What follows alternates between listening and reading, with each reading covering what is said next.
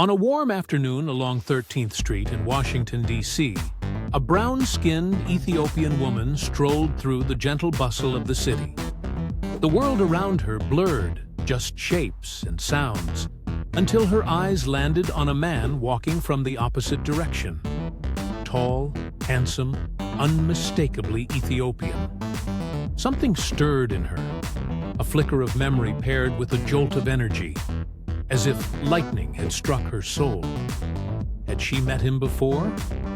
She couldn't say, but something about him felt familiar, like a song half-remembered or a dream just out of reach.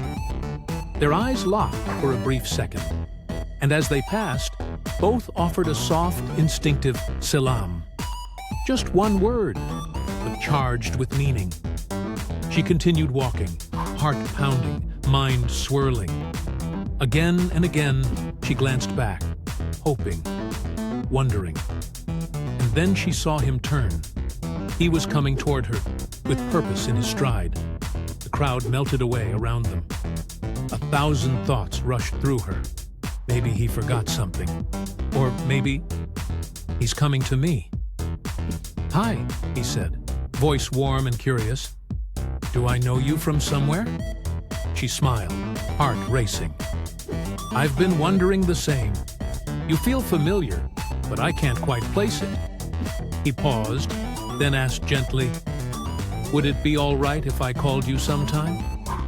Maybe we could get coffee. Or tea, if that's more your thing?" She nodded, still caught in the quiet gravity between them. They exchanged names and numbers, simple digits, yet filled with possibility, and parted with a shared smile, knowing this was not the end, but perhaps the very beginning. A few days later, her phone buzzed with a message. "Hi, it's me, Tesfaye.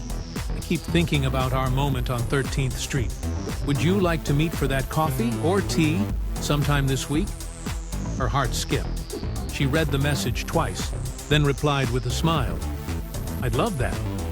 Saturday afternoon?" They chose a quiet cafe tucked near Logan Circle. Warm lighting, the scent of fresh cardamom and cinnamon in the air.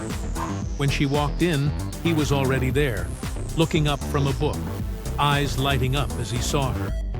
They talked. At first, the usual, where they grew up, family, work. But then came the surprises, realizing they had both lived in Addis at the same time, attended overlapping community gatherings in D.C., and even had friends in common. It wasn't just déjà vu, it was connection rediscovered. As the afternoon stretched into early evening, laughter filled the pauses. He told her she had a kind of energy that felt oddly familiar. She confessed that she hadn't stopped thinking about him since that day. They parted with a gentle hug, the kind that lingers just long enough to say, "This meant something."